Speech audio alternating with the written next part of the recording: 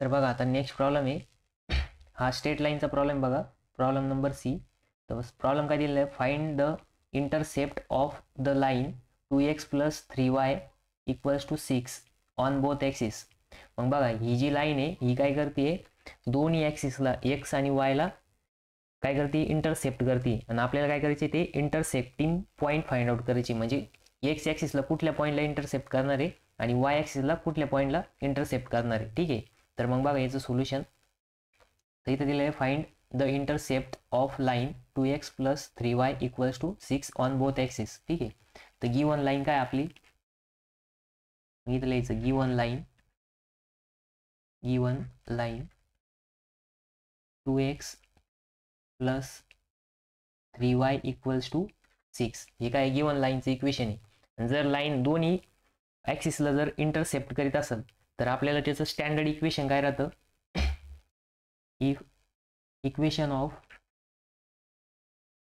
Of line intercept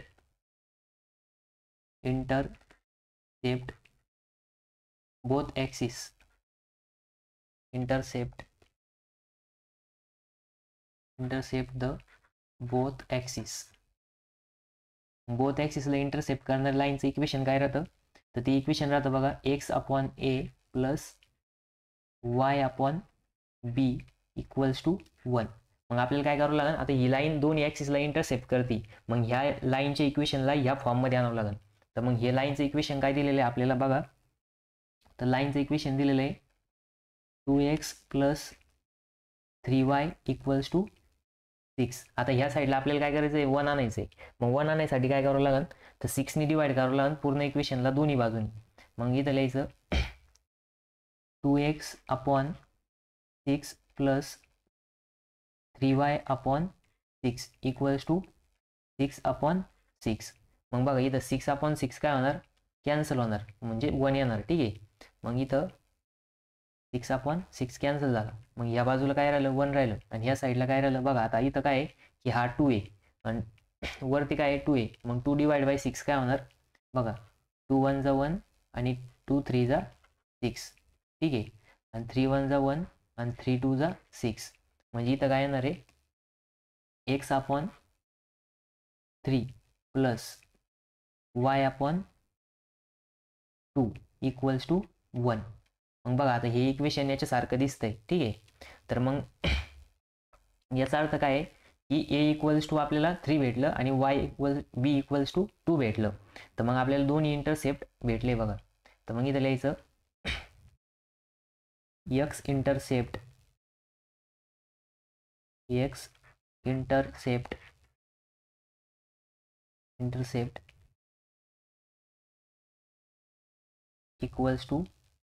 3 आणि y intercept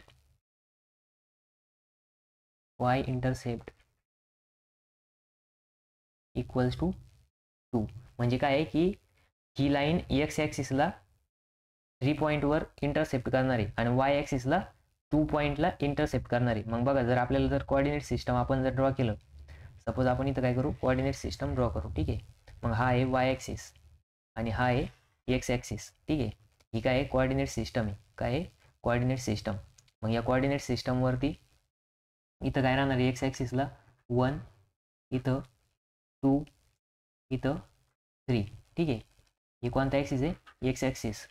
आणि y ॲक्सिसवरती suppose y axis आपण या पेनने दाखवू.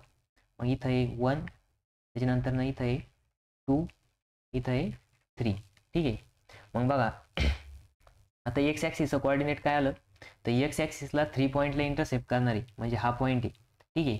म्हणजे या पॉईंटमधून ती लाईन काय होणार आहे, पास होणार आहे. आणि त्याच्यानंतर ना x ॲक्सिसला या पॉईंटमधून पास होणार आहे, काय होणार आहे, या पॉईंटमधून पास होणार आहे. ठीक आहे. मग या पॉईंट आणि या पॉईंटमधून पास होणारी लाईन ड्रॉ करायची. ठीक आहे. मग या पॉईंटमधून आणि या पॉईंटमधून पास होणारी लाईन आपण ड्रॉ करू. तर बघा आता ही लाईन या दोन्ही पॉईंटमधून काय होती, पास होती. ठीक आहे. आणि या लाईनचा कलर आपण चेंज करू. सपोज ही ग्रीन लाईन आपण ड्रॉ केली. मग या लाईनचं इक्वेशन काय आहे, तर या लाईनचं इक्वेशन आहे बघा, आपल्याला गिवन होतं 2x + 3y = 6. आणि हा पॉईंट आला 0,2 आणि हा पॉईंट आला 3,0 कारण की एक्स कोऑर्डिनेटचं पहिले लिहायचं नंतर वाय कोऑर्डिनेट लिहायचं. तर बघा आता हा पॉईंट एक्स ॲक्सिसवर आहे म्हणून इथं वाय कोऑर्डिनेट 0 आला आणि हा पॉईंट एक्स कोणत्या ॲक्सिसवर आहे वाय ॲक्सिसवर आहे म्हणून एक्स कोऑर्डिनेट 0 आला आणि या लाईनचं इक्वेशन आपण इथं ड्रॉ केलं. बघा ही लाईन आहे, ठीक आहे. तर मग या असं जर तुम्ही सॉल्व्ह केलं तर तुम्हाला 2 मार्क भेटल, ठीक आहे. आणि या आपल्याला लास्टला final intercepting point find out करायचे होते, मग ते आपण इथं फाइंड आउट केले, ठीक आहे.